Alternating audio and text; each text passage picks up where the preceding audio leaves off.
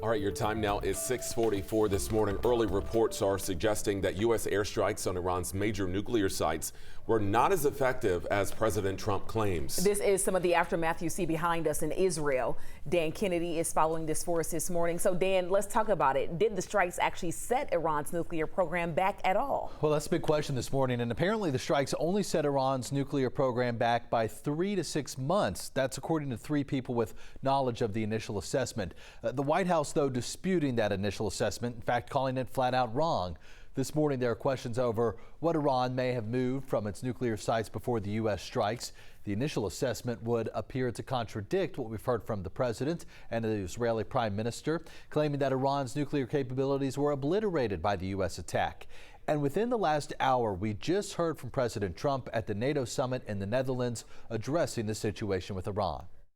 The last thing they want to do is enrich anything right now. They want to recover. And we won't let that happen, number one. Militarily, we won't. I think we'll end up having somewhat of a relationship with Iran. I see it. Look, I've had a relationship over the last 4 days. They agreed to the ceasefire. Meanwhile, congressional Democrats are demanding to know details. A classified briefing for House members was scheduled for yesterday, but that has now been postponed until Friday.